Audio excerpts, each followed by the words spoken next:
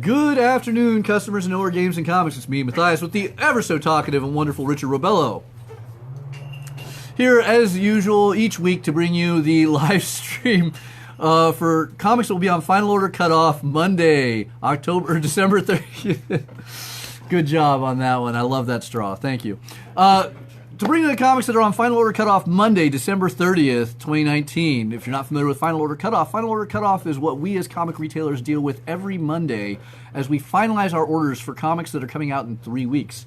In this scenario, this will be comics that will be coming out in January 2020, specifically on the 22nd. Now, if you are following along at home, you can go to previewsworld.com/finalordersdue to see all the items that are on Final Order Cutoff this Monday. And then the big reason why this is important to you is if you get me your orders on any specific books, I can get you any quantity you desire, as well as any covers or specific requests, so long as they are placed before the Final Order Cutoff Monday at 8 p.m. Pacific Standard Time. It's a whole fun mess, but we greatly appreciate you guys chiming in every Saturday and giving us your orders. It makes life a lot easier on me, gives Richard a chance to have a little bit of attention and say a few words, as he desperately needs. And otherwise, just all sorts of fun. But thank you for chiming in once again. And there should be a link in the comments below. Previewsworld.com/finalordersdue. You can see everything. You'll notice it's a little bit of a light week this week because, well, we got most of the orders actually done for the 22nd in earlier weeks, thanks to Marvel and DC pushing it on us early.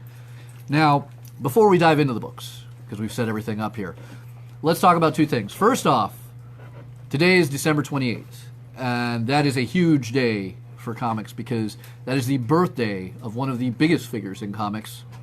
Stan Lee. Stan Lee was born 97 years ago today. And while he is no longer with us, I think we should take a moment because he's created some of the greatest and most iconic characters. He was the one who turned Atlas into Marvel, or Timely into Marvel. He brought us the reason that comics are actually, I hate to say, still alive today, thanks to these large movies and television shows and all the other crazy media that are out there, that even those of you who don't read comics are familiar with the characters that Stan has created. What was your favorite Stan Lee creation?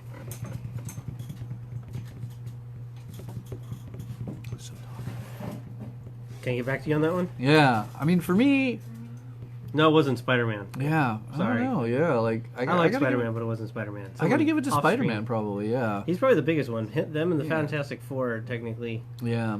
I have characters at Marvel I like a little bit more that were created before Stan, but yeah, Spider-Man... Gwen Stacy. There we go, that's what it is. Yeah. We'll come back to Richard on that answer a little bit. And meanwhile, we'll talk about another Marvel character. Do you have your answer? Still thinking? Well, I'm still thinking.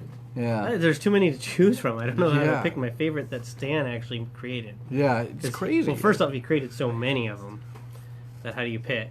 Yeah. But then... And doing it over because he started actually at Marvel, prior to being Marvel, he started, I want to say, in the 1950s, possibly, no, 1940s with Captain America back at Timely. Wow, he's been doing that. He'd been doing that for 80 years. Yeah. Almost 80 years. Captain was his first Marvel. Yeah, that's the one that transferred into the Marvel. Yeah. But yeah, so, Richard is thinking over that very hard question, and we take a moment to, celebrate the wonderful life that was Stan Lee's. Another Marvel character, actually, is having a big event that comes out this Wednesday on January 1st, and the writer of the character has actually sent us something. Matthew Rosenberg is going to be writing the new Hawkeye Freefall series. And Matthew, just being one of the most delightful and wonderful people in comics, I want to take a moment and point out, for those who could not afford gifts for Christmas, Matthew made a tweet out that he would provide gifts. He would provide signed comics for anyone who might enjoy them. And he shipped them out on his own. That Matthew is that much of a stand-up guy. He has a video that we will actually be posting live onto our social media actually later today that he did for us to promote Hawkeye. It's something he's very, very excited about. He's given us this great print that we will have on display in the store. We're actually going to do some contests. He sent us some signed comics and signed postcards, signed by Matthew Rosenberg right there, for 4 Kids Walk Into a Bank, his great indie book, actually, from Black Mask, that we'll be giving out to people who come in and pick up his new series, Hawkeye Freefall, that comes out this Wednesday. It's drawn by Otto Schmidt, one of my favorite artists, somebody out of Russia. I am so happy I got to, talk with Mark Roslin and help, we saw all sorts of interesting things arise from this wonderful creator that is now just blowing up in the industry at DC and Marvel. and then Matthew Rosenberg, who is a brilliant man, a brilliant writer, combining on this. Me and Richard actually both read Hawkeye Freefall #1 earlier today. What were your thoughts on it? I enjoyed it. It's definitely one to look out for. A reappearance, but a new character. Won't get into whom.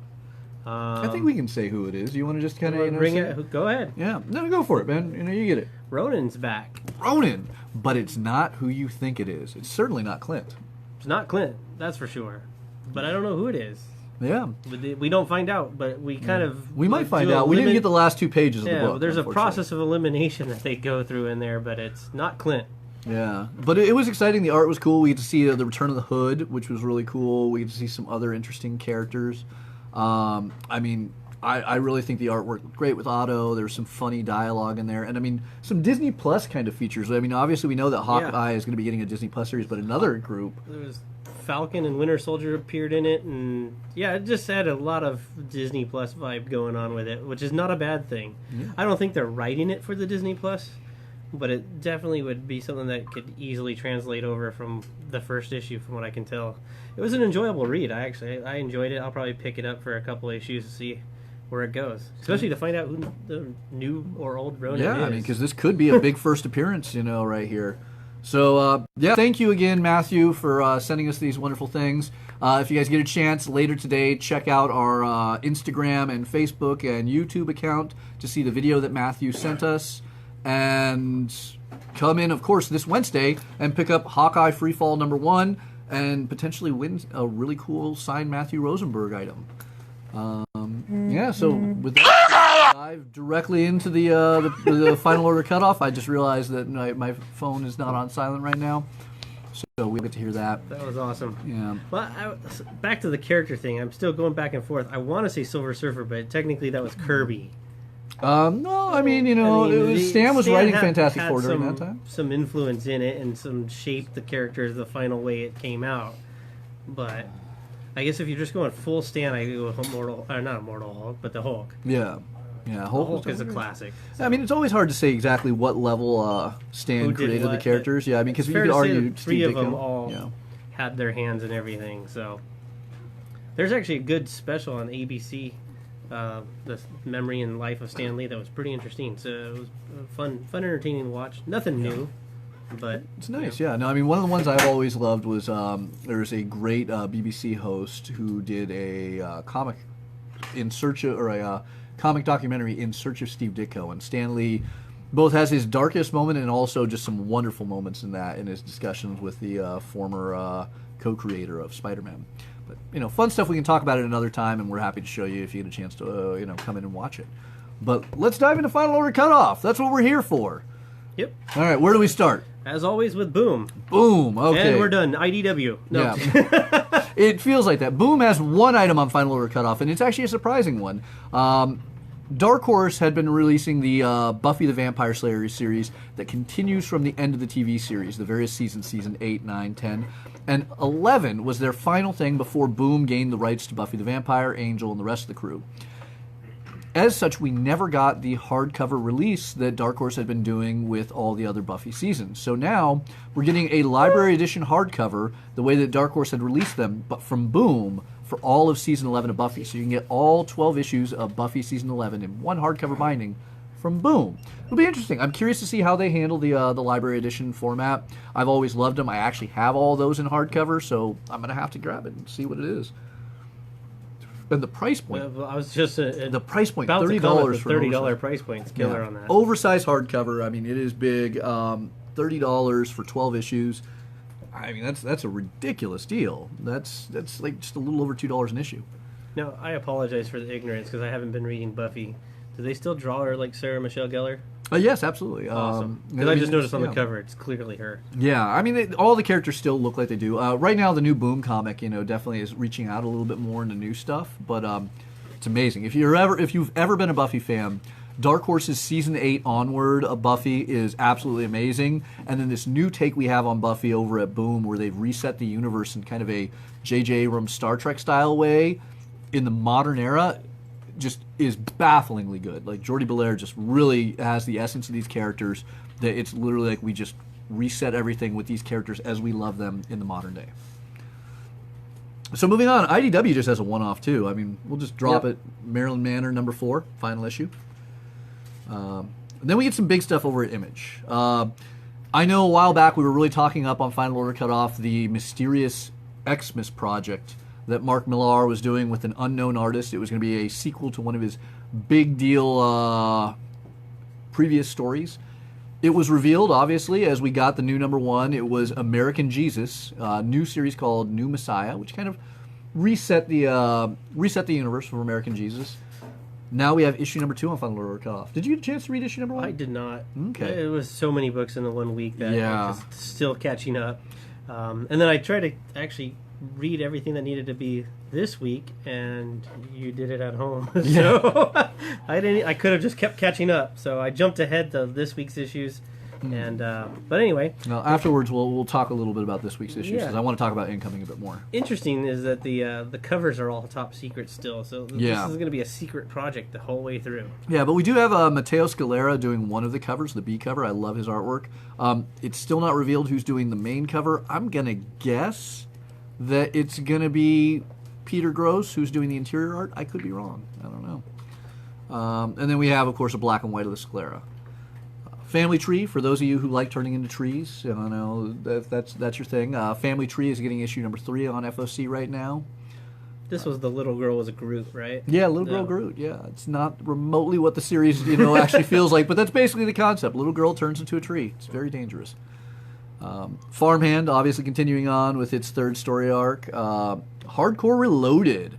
This one really shocked me, and this is the reason why I love doing these things. I did not think as highly of this series as a lot of you guys apparently did, and it was your requests at Final Order Cutoff that made it, made me order significantly more. And it seems like a lot of you guys really like it. We completely sold out of our first run. We have another run of #1s coming in, but issue #2 is on Final Order Cutoff now. So if you enjoy it, as it seems like so many of you did, please get me your requests so I can get the right order number in so everyone can have a copy.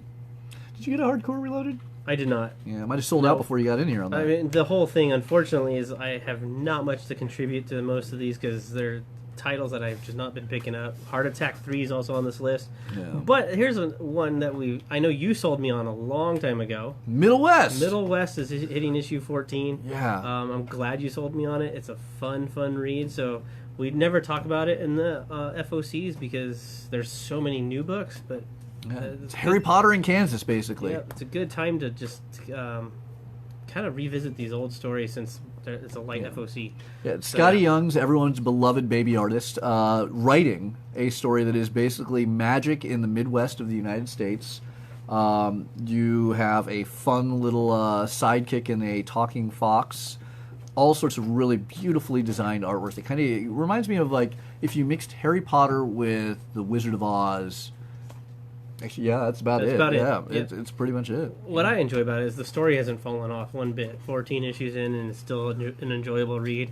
Yeah, there's so many books that like once you get past 3, 4, 5, you're just waiting around for the next big arc, and it's just kind of filler. This one's been holding my attention the entire time. So that's why I'm really excited to actually see Scotty Young's writing a new Marvel book that is going to be a school for magicians in the Marvel universe. yeah, that's awesome. Strange. Yeah, Strange Yeah. Academy. Yeah, Yep. so that'll be really fun. I mean, I'm guessing Scotty's doing good.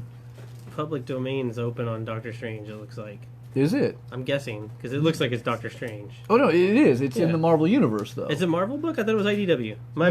Okay, Strange my bad. Academy is going to be Marvel. Yeah. Then that's why it's Doctor Strange. This is what happens when we do this live. You get to Well, see I know it. Thor's a public domain now, so Yeah. Well, Thor. I mean, Thor's he been- better be yeah. Norse mythology. Old Guard, Force Multiplied, issue #2. That's going to be another one that we saw a surprisingly a great number of sales of issue #1. So make sure you get your orders in if you want to follow that up, George. And Enjoying it? Yep, yeah, good. cool. George is liking it. yeah. I'm out for the movie that's coming to Netflix for that. So Yeah, that'll be interesting. So moving on, we have our indie publishers. AOC and the Freshman Force Squad is getting a second printing from Devil's Due. So if you missed the first printing on that one, we still have it, but you can join in on that little bit of hilarity. unless you're gonna touch on Betty and Veronica, I was gonna jump on the Blade Runner real quick. Oh yeah, that's the New York Comic Con actually exclusive. There's the New York Comic Con, and then the Mead pack, which is actually a pack of 4 Virgin covers for 4, correct? Yeah. if I remember correctly, for only $15. Yeah, you can't go wrong with that. That's I solid. was gonna pass, but for only $15. Yeah. Those of you who are fans of Archie, we got a few different like superhero titles. Like Cosmo is going to be hopping in there.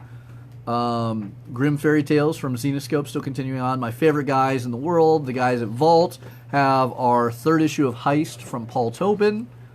Another one, I have issue 2. I need to read it. That's what I was gonna read last night too, and I just got sucked into. It was good, man. Like Paul's really surprising me on this. Of other stuff. Yeah. So. Oh, that issue or episode of Mandalorian, the finale. Whew. Keep our mouths shut for those of you who haven't watched it yet. Roku over at Valiant. Actually, 2 big Valiant books this week. We have Roku's final issue with a absolutely stunning Tyler Kirkham cover that just looks amazing, as well as a surprisingly lifelike one by Victor Kalvachev. It looks good. As well as Visitor, which maybe we'll figure out who the new this new Visitor is. It's definitely not Peter Stanchek, I think, in this one. But Paul Levitz, the former editor-in-chief of DC Comics, writing that one. Of course, we have Wasted Space hitting issue number 13, waiting to see a TV announcement or something like that from Vault there. So if you're watching, Mr. Wassel, I need that heads up when we get that TV show. I think that's it. That's about it. That's for it. This That's week. new. Yeah. Yeah. That's it. Like, I mean, of course, there's all the fun things from Absolute Comics Group that will be on FOC from now through eternity, and hopefully we'll get some new White Widow or I Make Boys Cry eventually. But that's it. I mean, that is the very simple, small final order cutoff that is due this Monday. If you have any specific requests, you can always email us at knowheregamesandcomics@gmail.com, Facebook us since you're obviously watching this on Facebook, or potentially watching on the YouTube channel he hosts, at which point you can give us a call at the shop, swing by, write down your name with any adjustments you have. However you want to do it, just reach out to us. Yeah, and since it was such a light week, I know you want to discuss incoming a little bit, but before we go into that, I'm curious I asked you a question earlier. Now we can kind of have those discussions that we've been teasing off air, on air now. Favorite book of 2019? Favorite book of 2019? Favorite title first. I'm probably going to have to give it to Once and Future. Once and Future had I described it to a customer earlier that there is no, well, you need to do this or this. I mean, there's so many comics I have to go like, you need to know this character, or once you get past this point, or anything like that. There's some caveat, like if you like horror, if you like this genre, if you like this character, there's nothing for that for Once and Future. Once and Future, I can give to any age, to any genre fan. Once and Future is an amazing book. I'm so happy that it is now an ongoing series, not just a 6-issue miniseries. Boom, knocked it out of the park with that. Kieran Gillen, a great writer. Dan Morrow, one of the best artists in the industry. It was absolutely amazing every step of the way. I cannot wait to see how this wraps up in another few weeks. But Once and Future, hands down. Yeah, I'd say 2019 was definitely the year of the indie books. They really, really brought it hard and gave Marvel and DC a run for their money. Yeah. To even cut into a slice of that takes a lot of effort, I'm sure. My favorite, though, I was going back and forth between 2. One's an indie book. Okay. And the other one is a Marvel book. But I'm going with Chip Zdarsky's Daredevil. That's a good one. Yeah. Everything about it is too good. The writing is fantastic. The artwork is amazing. The covers by Tedesco are phenomenal. I mean, you just check off all 3 boxes. And then he had Daredevil's a character that has had its ups and downs, and it's kind of been in a slump lately, and he brought it back and made it relevant without having to use much of the Netflix type of. So he made it his own, and it's fantastic. It's great, and it's actually. And you still get a little bit of Chip Zdarsky humor in there too. It's really about Matt Murdock, not Daredevil, which is even better. Well, so. Matt's not Daredevil anymore. Well, I know. Yeah. That's why. It's just the Daredevil title. The other one was Die. Die. Also, another great one by Kieran Gillen, who definitely I think was the star of 2019, outside of Donny Cates. But that's fucking amazing. I'm so happy to see that continuing on as we're wrapping up the newest storyline.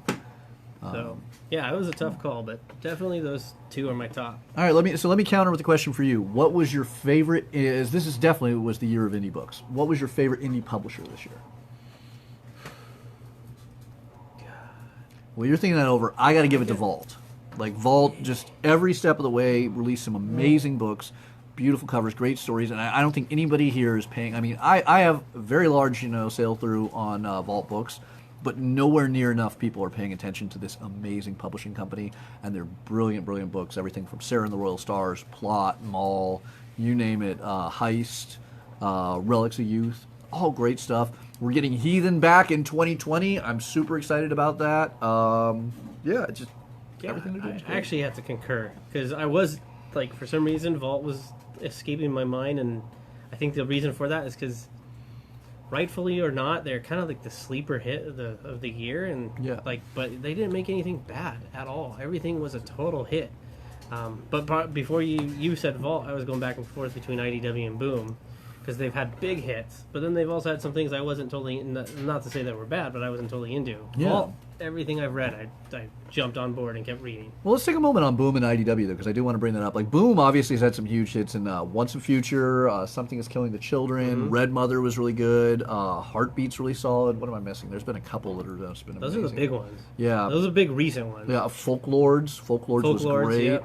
I mean, yeah, they've had a ton. And I mean, as a retailer... Kanto. Kanto was IDW. Oh, sorry, we're on Boom. I apologize. But Boom, My bad. I must point out, as a retailer, is one of our greatest partners with all the services they offer to us. They are amazing. I love them, and they have been on a roll with some great creative teams on some great books. But let's talk IDW. IDW, Kanto for sure. Kanto's Kanto's like amazing. what pretty much puts them on the map, right there as far as what makes them a contender. But that's not to say that they didn't have amazing other books. I mean, the Turtles books are Turtles going issue through 100. Mighty have Morphin some Power big Rangers are things. going crazy. Mighty Morphin Power Rangers, Boom. Boom! What the heck? We're just I going to need go back and forth on this. Obviously, I'm not paying total attention tonight. I'm sorry. No, but IDW is really... The reason I confused it was because of the crossover with the Turtles. Yeah. Well, actually, and here's our moment to talk about things that came out this week. IDW had that was IDW, right? That did Killock.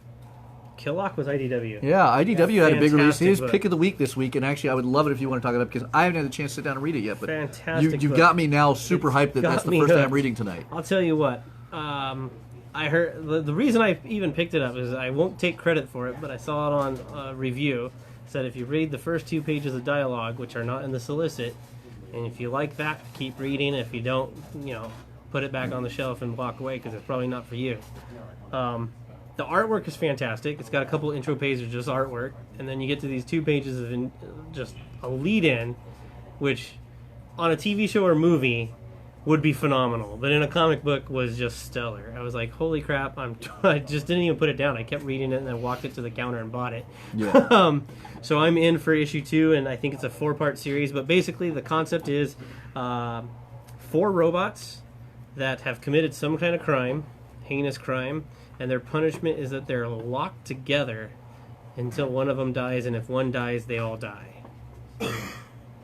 Interesting concept. And I remember when we talked about this on FOC because Yeah. I'm not going to lie, you were the reason why I upped the order as I did, and now I'm glad I did because I need to go grab it. The thing that interests me on the FOC when we discussed it is something that I still, I hope, I don't know, I'm hoping we find out in issue 2, but maybe it's issue 4 and it'll be worth it. But what did the little kid do to deserve this fate?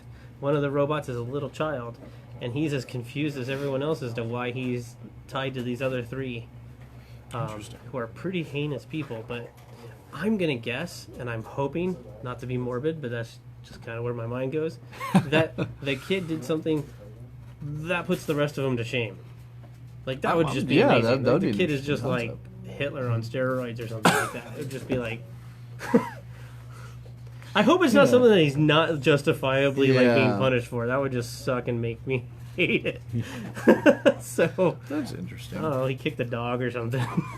So another big one, fun because this is pretty much this is the last one we get to do for 2019. Let's continue on with last it. of it. So we've talked. It was the year of the Indies, but Marvel and DC had some big things. So what was your big moment for Marvel and your big moment for DC this year? I can open up with DC. The big moment for me was the end of Tom King's Batman run. That run of Batman, no matter what anyone will tell you, when you read all together, is unbelievable. Tom King knocked that out of the park so hard that I'm reusing knocked that out of the park. No, Tom King did an amazing job culminating in that great City of Bane storyline. You had some tragic, real deaths in Batman that I just didn't think we'd ever see in a Batman title that was in continuity. Just some major things, but Tom King did a great job. That was unquestionably the big thing. Like even over Doomsday Clock, Batman Tom King Doomsday run. Clock doesn't count. That started 2 years ago. Well, I mean, in fairness, so did Tom King's Batman. True. It did 3 years ago, actually. All right, fine. So That's cheating. yeah. So what do you got? For DC, I would. It's between two. The White Knight Volume 2, which is Really the solid. Curse of the White Knight, which is phenomenal, well written. The artwork is stunning, but I'm gonna have to give the edge out to Deceased. Ooh, Deceased Tom. just was. Yeah.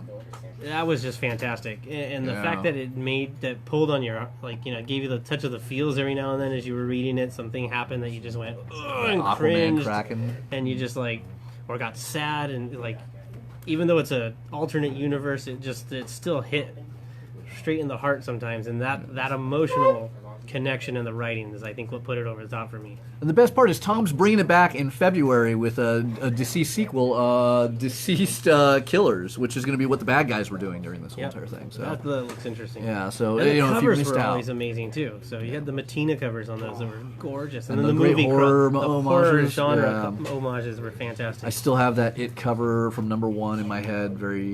Actually, no, I take it back. The issue 2 Nightmare on Elm Street one with Poison Ivy. That was cool. Marvel, I think. Well, are we going story arc or just? What's the big moment? What was the big moment for Marvel in 2019? Well, the big moment I don't think has happened yet. Everyone's still waiting. I don't think we're getting any more comics this year. Not for I mean, 2019. yeah, But, so so I think my answer would be the Carnage run, because. But I think that's where most people would be like, well, we didn't get the big moment. What the heck is Yeah. happening with Dylan? When are we? though gonna we get got a that cool payoff? little moment of it in Payoff. Incoming, When- and, yeah. as well as What's Venom going 21 on that with came out Null? this week. Yeah. Gold balls of House of X and Powers of 10. Well, there you go. Nah, man, George had it right earlier in the comments. It's Marauders. It was that moment right here in Marauders #1 where Kitty Pryde, and I can say this now because you guys are 4 issues in. You need to be reading Marauders. I've been doing nothing but talking up, so I'm going to spoil this one moment. That moment where Kitty Pryde gets to Krakoa after sailing there, bring everybody their little wish list of items they left behind, and Wolverine's shopping list involved basically just a warehouse level bar of various alcohols. And Storm points out, hey, Kitty, did you get into Wolverine's stash? And she just beautifully comments in the most drunken pirate Kitty Pryde form ever, I am the stash. It's a good one. Hey, Shannon. I'm just saying hi real quick before getting back on it. We're just talking comics, being nerds. I don't know how you found us. That's kind of. I guess I was tagged in something, or George shared it with you. Yeah. Live streams. It's how Facebook Coworker works. and friend. So anyway, let's see. If we're going single moment, since you went House of X, Powers, bigger than the moment where we found out Moira was a mutant, because That was big, that yeah. was game changing. Yeah. Professor X being shot through the head. Oh, wow. Yeah, so once again, I hope you guys are caught up on... Sorry, Cesar. on Turn it Dawn's off. Direction. Turn it off. Yeah, X-Force #1, if you haven't already, that was an unbelievable moment. Yeah, I thought that could have been, like the end there. Because he was wearing Cerebro. Yeah. That's where I thought it was all over. It was that destroyed Cerebro and killed the guy that was bringing back all the mutants and giving them their memories again. Yeah. So, yeah, spoiler alert. Yeah, no spoiler Sorry. alert there, yeah. It's not like I told you. Yeah, because I really held back on what I wanted to say about Batman, It's not like I there, said Han but dies or anything like that. You gonna ruin episode 9 for people right now? That was episode. I know, yeah. Wait, when Han comes back to life?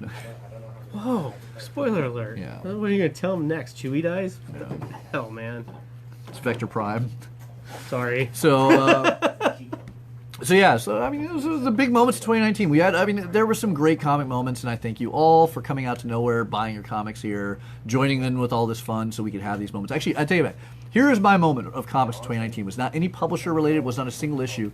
It was, I remember in the 90s buying comics and being able to come into a comic shop and talk comics with random strangers who were in there, because it's just, we're all like-minded friends who share an interest here. It's the thing I love about it. It's one of the reasons why me and Ken came together to open a comic shop.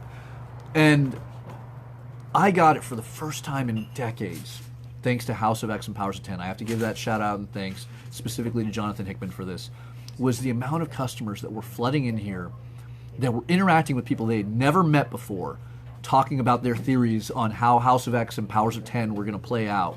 And it was just the most joyous moment that it wasn't something I led. It'd just be little pockets of people in the store talking about, like, what do you think's going to happen with Moira? Oh my God, Xavier, what timeline is this? You know, it was amazing. So I thank you all for helping provide that.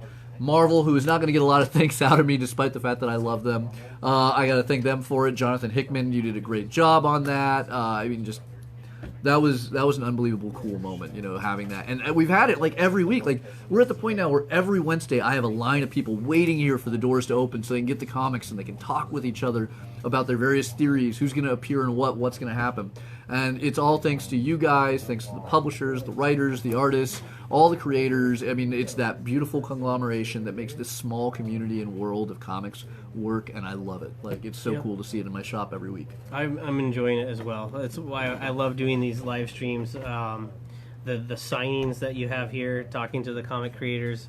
The Kevin Eastman one was phenomenal because you just got to listen to story after story of how the Teenage Mutant Ninja Turtles impacted literally hundreds of people every here. single person that was in line, and they stood in line for at least 2 hours to get in the door. That was phenomenal. 2019 is definitely love it or leave it, hate it, whatever you want to do. There's been some terrible things in the books, but there's been also some amazing stuff. It's been the first year in a long time that I felt like, you know, I was a kid reading comic books again. I don't want to go as far as saying I put it on that level of quality because I don't want them to go to like all these guys, artists and everything, big heads, and not that they have a big head, but that they get a big head and go, we've achieved our goal. Keep it up because it is fantastic, and comics are back and they're exciting again. Yeah. So I look forward to 2020. Speaking of 2020, did you want to touch on Incoming since you brought it up? Yeah, Incoming, if you didn't already grab it, is a major new one-shot that is a touch of everyone in the Marvel Universe. I talked about it a little bit on the Thursday live stream, the Wednesday live stream done on Thursday. But it was a really fun one. They gave a little taste of everyone in the Marvel Universe. If you haven't already picked it up, please come and do so. We will avoid getting too spoilers in this discussion, but I'm going to just really quickly dive directly into the center of it. Is that Fantastic Four page the Fantastic Four pages. There was like about 4 pages of it was just amazing. Like, I got to say, that was more enjoyable than the most recent Fantastic Four comics that Dan Slott's been putting out. I thought that was hilarious. Like, that's worth the whole entire purchase. I guarantee you. I can't just spoil it for you right now, but whether you're a Fantastic Four fan or not, there are 4 pages in there that will just kill you. Well, what's interesting about that is I think normally I'm a big proponent of too many cooks in the kitchen being a very true statement, and at times it kind of felt that way. But I think in this one they somehow pull it off pretty well. And in that, I think that one thing you might not be into or you might really love and someone else might not be into, there's enough going on there with the different artists and the different writers and the different stories that basically was everything over the last year and a little bit further back than that. Coming together, so like as you read it, you just go, you had that moment, I had a different moment, and someone else might be. So what was your moment in there? Was it the null moment? No, actually, surprisingly, it wasn't the null moment. It might.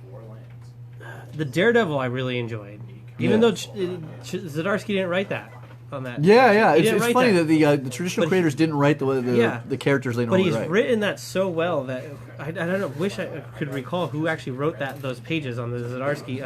It's hard to tell because they didn't page number everything. I had to sit there and literally count out the pages at the back. They credits. do. Yeah. But they don't tell you which page is on which side. Page, they give you what page it is, but there's no page numbers on it. But that it felt like it was Zdarsky writing it, which was really cool. There was a great moment there. That was probably my favorite. But then the final page, because I didn't see that coming. I didn't see that coming. Yeah. I was expecting it to be like you said, Noel. I don't want to spoil it, but I was expecting Noel to just be like that. Incoming has a huge twist. If you're any fan of Marvel, it is good. But there is a huge cosmic twist in there that will shape the upcoming thing, and I'm so excited about this new series, Empire, that will be coming out of it. Because, man, it's funny because they set that clue there very early on with some of those characters, and I would have never seen it going that way. Glossed over it. Yeah. Kept reading and kept reading and kept reading, and I went. And it's funny because it's something that I remember when I was reading the comic that character first appeared in, and we first realized who he was and who his parents are. This is giving slight hints. I would have never, I wanted more on that story because that was such a huge thing, but it was just so easily dropped and moved forward on that a decade later, really a decade later plus.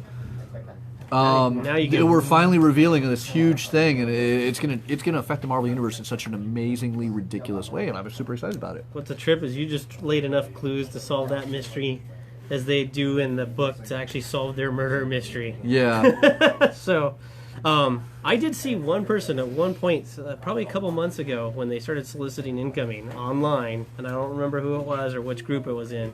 He actually called it. I was like, what? No, what? But I wish I could say I did, but but yeah, the other thing I enjoy about it is that they I mean, obviously we know we're reading the 616. It's all one big giant universe and everything like that. But you go on and on and on. You read your Daredevil, your Hulk, your Agents of Atlas, or whatever, and they don't connect all that well. Like across, they're all in the same universe, but they don't connect often. They don't connect very well at times. And this book, oddly enough, through a murder mystery. Yeah. Page by page, and every time it changes the writer, you've got that connection to where they let you know that they were all existing at the same time and they're aware of each other's events. Yeah, the thing I'm going to say that I really liked on that was obviously the Avengers title is a huge one, and we've been seeing so many events being set up in there recently. Jason Aaron's been doing a great job on this, actually probably more epic level than he did with his Thor run that lasted 7 years.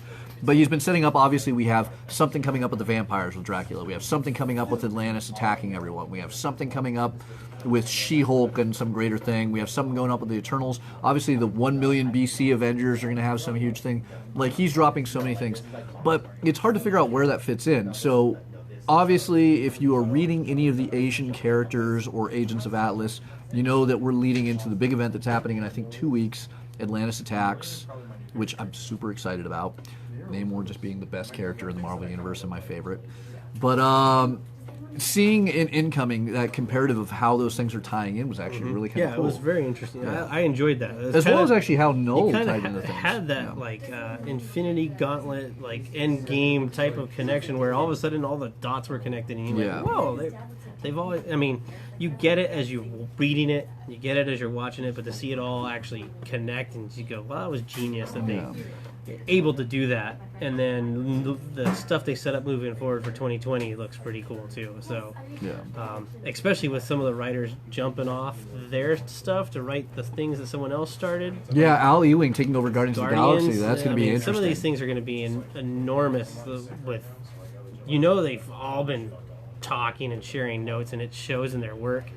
And then to see now that they get to take over what someone else started and hopefully finish it and give us those moments we've been waiting for. So yeah, it's going to be fun. So if you're a Marvel fan, Incoming is a must.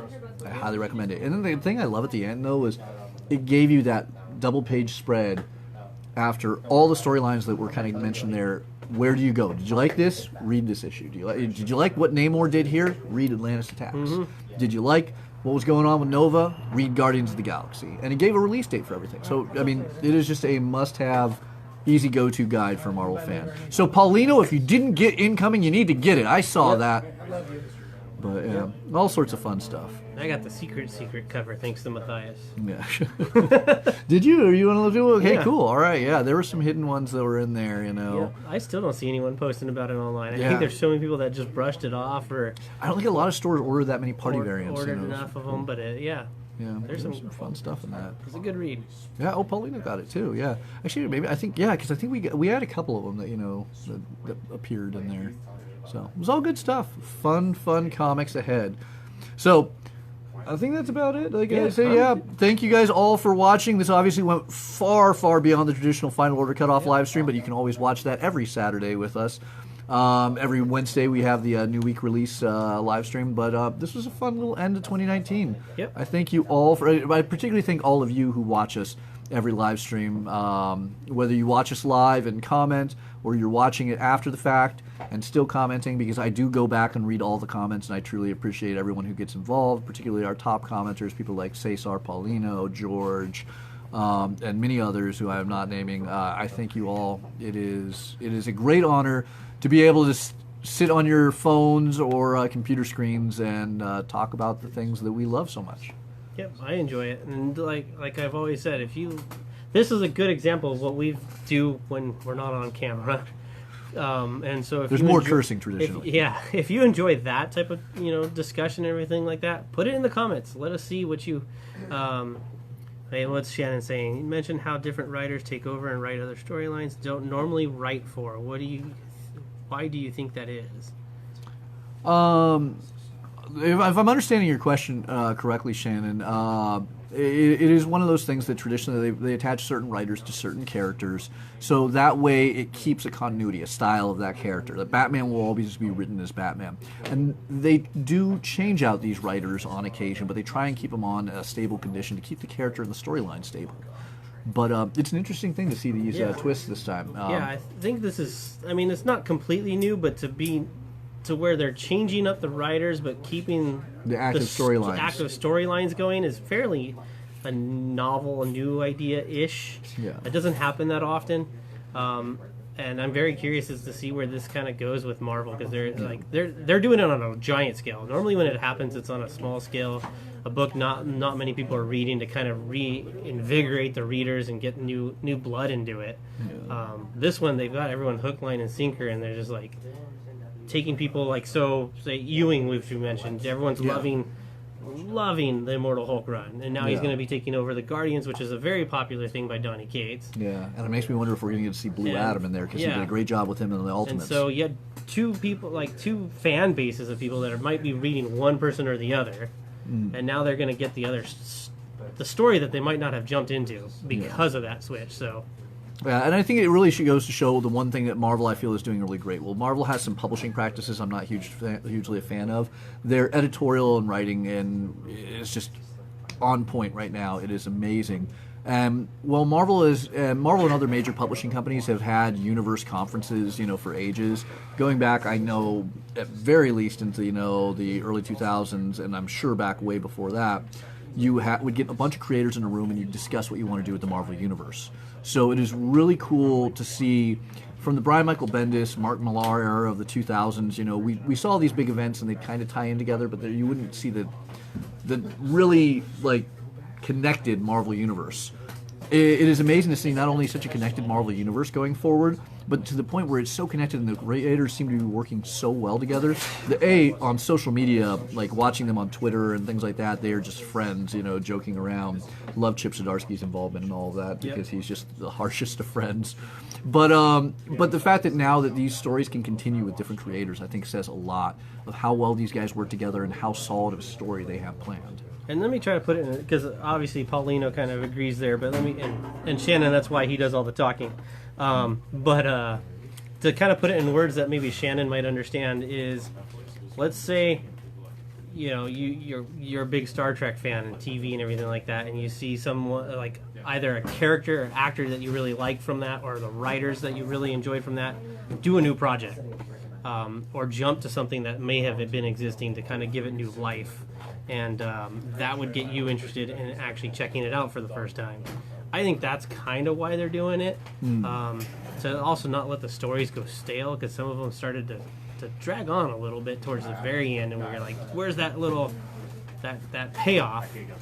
And so, doing this, you get the payoff, but you get more reading and jump onto different titles. So, and I got to say, I like that. Paulino pointed out we're seeing people follow creators more now, and this is something I feel that you didn't really see as much in the 70s or 80s or 90s. I mean, outside of the people who were obsessed with, say, Alan Moore or Frank Miller, you didn't see people that followed creators so much as, I'm a Ghost Rider fan. I don't care who's writing Ghost Rider. I'm reading Ghost Rider. Nowadays, I think that the majority of people who come into the shop know the creators. They follow, right now I've talked up Kelly Thompson to no end. I think she is a brilliant writer over at Marvel, and I'm not a Deadpool fan, but I'm reading Deadpool right now because of Kelly Thompson, and Deadpool's great. And I love that, it is a thing that people are looking once again at the creators, who do deserve a lot of credit, because they're the people who make these fun stories that we enjoy so much, and are moving on and following them into new realms. Because I'll put it this way, no one was reading Mr. Miracle prior to Tom King. Grant Morrison was writing Mr. Miracle for a while, and the sales on it were just horrible. Tom King was, the big hand in writing for a little bit after he came off of Vision while doing Batman.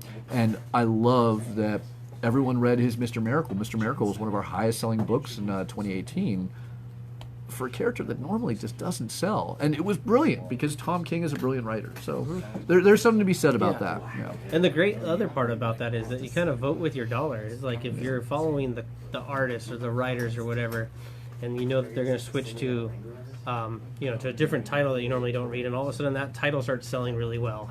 I mean, Immortal Hulk was finally beat Batman in sales. Yeah, which I never would have saw that coming. Crazy because Batman was the king of sales forever. So that changed everything, and it changed Batman. They changed writers because of that.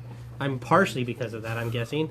So I'm looking forward to James Tynion's run. It really does help, if you like something, to buy it and read it and jump on it, because then goes to Paulino. The companies, they're in business to make money, and they're going to be like, well, people really like Donny Cates, they really like Ewing, or they really like whoever it is, Tom King.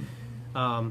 Which I want to point out, Tom King's writing another one of my favorite characters coming out in 2020. He's writing Adam Strange, who is just amazing character. Yes, somebody on that. Yeah, and very few people read Adam Strange. So I hope to God you guys all jump on, because I would love to show some old Jim Starlin Mystery in Space, or other classic Adam Strange stories that we have in stock with you all. House of X Powers of 10 is a great example of this, actually. Thanks, Paulino. And it's not a new writer. Yeah. Hickman. They brought back Hickman, and everyone jumped back onto the X titles. The weird thing is the amount of people I had that hopped in that were just X-Men fans, but then I had some people, Mr. Cohen, actually, if you're watching this, I remember, who specifically came out to me, and, it's like, hey, I just like Jonathan Hickman, whatever he writes, so, let's do that. Yep. So it was really cool, yeah. So... and it shows, and then they keep doing it, which is the best part. As long as they keep doing it, give the guys that you're interested in reading and their writing and their artwork, keep giving them work. Well, yeah, I mean, because then you get people once again, like going back to Matthew Rosenberg over here, who is just once again one of the most. I mean, not only is he a great writer, he is just one of the most wonderful human beings I have met in comics. He has done so much. He's he comes. On his own dime, he comes out to so many events that are retailer-centric. The fact that he reaches out to us and provides, exclusive things like this, that he has provided, signed things that we will be giving away to help promote his book, that's not Marvel doing that. Yep. That's him. That's Matthew Rosenberg. He's a great guy. And on top of that, he's a damn good writer, too. So I'm really looking forward to, reading more of a Hawkeye Free Fly. I hate that I've already read #1, so I don't have to... You gotta wait a long time for #2. Yeah, probably not. It's Marvel. But, we'll have it in 3 weeks. Yeah, there's a perfect example. It's going to get me to read a title I would never jump on. I am not a Hawkeye fan. I am not at all a Hawkeye fan. People who know me, know that story. But partially because of this one. Yeah, but it's Matthew got me on this. Matthew and Otto, perfect. One of those hand symbols. But anyway, thanks for the question, Shannon. But what I was saying was that's exactly what we were asking. Yeah. If you want to see more of this, let us know. We're gonna sign off shortly here so that we can let you all get back to your days and your lives and what other soap operas you're watching. Hopefully, far more interesting than us. Yeah. So go give The Witcher a shot. Yeah. So if you liked it, this was a good opportunity because it was such a light FOC week. We love doing this. We do it all the time. We can invite you in and do it on a live stream or record it at some point. Yeah. But let us know, because if no one lets us know, then we just don't do it. By the way, those of you who are not watching live right now, that are watching later on, please feel free to leave comments. I noticed that after we're live, we see less comments, but we see a huge amount of viewership jump. So please feel free to leave comments. I will go through and read them. I will respond in the comments or in future live streams. We greatly appreciate it, and we would love to hear your thoughts. If you liked this, tell us. We'll do more things like this. If you hated it, we'll shut our mouths and keep this behind closed doors. But however you guys want, please. We love your comments. We love your involvement. We appreciate you watching. We love it when you share this. That's huge. Yeah, and I always upload these back to my own YouTube page. By the way, what is that YouTube page if anybody wants to watch this? So it's RROB is in beta, ELLO. So that's... R-Robello. Yeah, R-Robello. Radar, Oscar, Beta, Echo, Lima, Oscar. So... on YouTube. On YouTube. Search it on YouTube. Right now I'm just reloading these up there just to kind of generate content to get some followers. I got some old stuff I uploaded a long time ago with car stuff. So it's kind of just archival now, but if you missed it, it'd be easy to find what you're looking for because I put the title, what it is, FOC, this date, new comic book, this date. But as we go along and we generate different and new content, we can. Thank you, George. No. We can expand that and everything like that on YouTube. So, and YouTube actually has a better platform for going live if we have enough viewers on that at some point. Yeah, So not only it that, would we can allow us edit. to use different software. Really, is what it's going to Yeah, be. that would be 'cause really nice. Facebook ties us down to this thing. We can't show you images as we do things live. You just get to look at our ugly mugs. Yeah. So no one. Or go wants to do that. previewsworld.com/final orders due to see them all. Yeah, if we had a way of just giving you what we're seeing on the screen, we would. But If Cox Communications ever gets our Yeah. cable in here So- better, you know. But let us know. If you're not interested, let us know that. We'll just keep doing what we do. I'm not going to be offended. I'm going to keep having the conversation. So, All right. Well, on that note, let's close out 2019 with a big thank you to you all. Thank you all for watching. We will be back on Wednesday, the 1st of 2020, with a new live stream of the new comics comes out, as well as next Saturday with Does new Thor come out this week? Thor. Ooh, George said it yes, did. Thor does come out this Thor, week. Donnie yeah. Cates. Donny Cates. That See? it's so good, man. You Jumping give onto Tony it. Stark a Sharpie. Whew. Yeah. Yeah. Oh, speaking of Tony Stark, Arno Stark. I know Arno Stark's been around, but has he been in that 2020 suit before? Ooh, you know, to be honest, Is incoming a first appearance? Well, I mean, he was in Kieran Gillen's run. Oddly enough, Kieran Gillen, the guy who's making Die and Once a Future, he was in Kieran Gillen's run of Iron Man, which we do have on hardcover in our graphic novel room. But I don't believe he was in the 2020 armor. I think this is a sudden change that people who picked up Incoming #1 get to see a really cool twist right there. Yeah. Yeah. Sorry, spoiler. Yeah. Didn't even think about that as a spoiler. But I think that might be a first appearance, technically. Even though he's been around a long time. That's Might be, yeah. I mean, if it you depends do on what you first define a appearances first of appearance. Yeah. Well, God, there's a lot of Iron Man first appearances. First that- appearance of the Batman nipples. Yeah. And thank you, Shannon. Hopefully we'll see you in a local comic shop soon. Maybe this one. Yeah, definitely. There's Star Trek comic books you'd like. Oh, the countdown to Picard has been amazing. Picard one's Ooh, I fantastic. actually got some first printing #1s back in stock. It's great. Yeah, so if you haven't checked out that before you watch the new CBS series, Countdown Picard, all of you Star Trek fans, it's amazing. All right, and thank you on that, Paulina. All I right. think we're going to actually sign off this time. All Thank right. you for joining us. Thank you all for watching. We'll see you guys See you next next week. year. Next year.